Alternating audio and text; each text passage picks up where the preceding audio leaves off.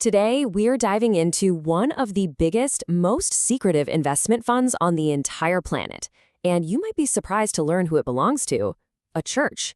This is an incredible story about faith, finance, and the one whistleblower who decided to blow the lid off a multi-billion-dollar secret. $60.9 billion. Just let that number sink in for a second. Now, this isn't the total wealth of the Church of Jesus Christ of Latter-day Saints. Oh, no.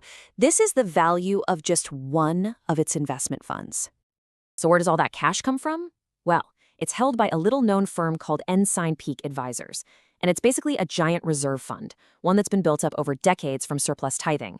That's the 10% of income that members are expected to donate to the church. And that really brings us to the heart of it all today. How on earth did a church's savings account get this big? And why has it become so controversial that it's triggered federal investigations and a huge debate about the nature of faith and wealth? All right, so to really understand this, we've got to look inside this massive portfolio, because we're not just talking about cash sitting in some vault somewhere. Nope, Ensign Peak is a huge player in the stock market, and its biggest investments, they're in some of the most famous companies you can think of. We're talking billions, with a B, in NVIDIA, Microsoft, Apple, Meta, and Amazon. This isn't some sleepy little church fund. This thing is a powerhouse on Wall Street. You see, for more than 20 years, just how enormous this fund was remained a very, very closely guarded secret. But that all changed back in 2019, when a former insider decided it was time to speak up. Meet David Nielsen. He was a senior portfolio manager at Ensign Peak. He actually left a high-paying job on Wall Street because he truly believed he was going to work for a charity. But over time, he got really disillusioned. He started to see the fund less as a charity and more as, in his own words, a clandestine hedge fund, basically a secret, aggressive investment firm. So, Nielsen didn't just quit. He filed this incredibly detailed whistleblower complaint with the IRS. And his core allegations were, frankly, explosive.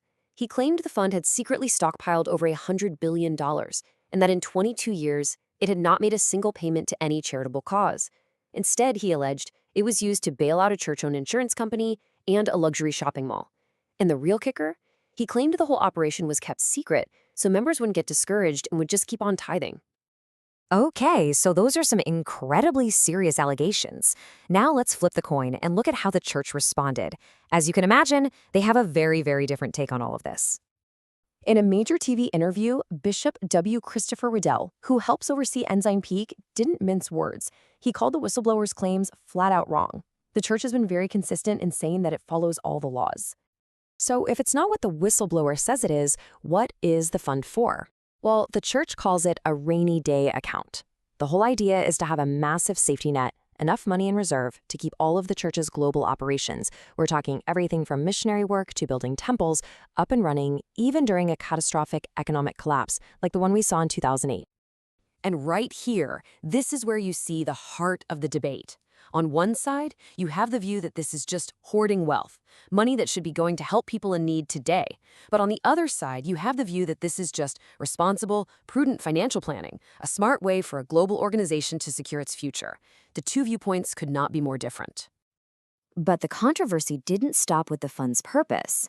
The way the church was managing its investments, well, that started to attract the attention of federal regulators, specifically the U.S. Securities and Exchange Commission, the SEC. In that attention, it came with a price tag: $5 million. That's the total fine that the SEC slapped on both the church and Ensign Peak for breaking securities laws. So why the huge fine? This is the crucial part. The SEC found that the church went to great lengths to hide just how big its portfolio was. And they did it by creating 13 different shell companies to spread the investments across, effectively making a staggering $32 billion invisible to the public for almost 2 decades. And here we go again with that clash in perspectives. What the SEC called a scheme to hide assets, the church defended as a legal strategy. Their argument was that their lawyers told them to do it for confidentiality, not secrecy. They claimed the goal was to stop people from speculating about their finances and to keep the public's focus on the church's spiritual mission, not its bank account. So let's zoom out and look at the bigger picture here, because no matter what you think of the controversy, one thing is for sure, this fund is growing at an absolutely breathtaking speed. And that raises some really profound questions about where faith and finance collide. $1 trillion. That's not a typo. According to one independent analysis, that's the total projected wealth the church could be sitting on sometime between 2040 and 2050 if things keep going the way they are. $1 trillion. And that staggering number gets right to the core of the ethical problem for a lot of people, including some members of the church. This quote from a retired tax attorney puts it perfectly. She's referencing that biblical parable of the talents, where a servant gets condemned for just burying his master's money instead of using it for something productive. So the question becomes, is saving on this scale a modern-day version of burying your talents? And that really leaves us with the ultimate question here. In a world with so much need right now, for an institution built on principles of charity and helping others, how much is enough? Where do you draw that line between being smart and saving for the future and hoarding wealth that could literally be changing lives today? That is the complicated question at the very center of this whole story.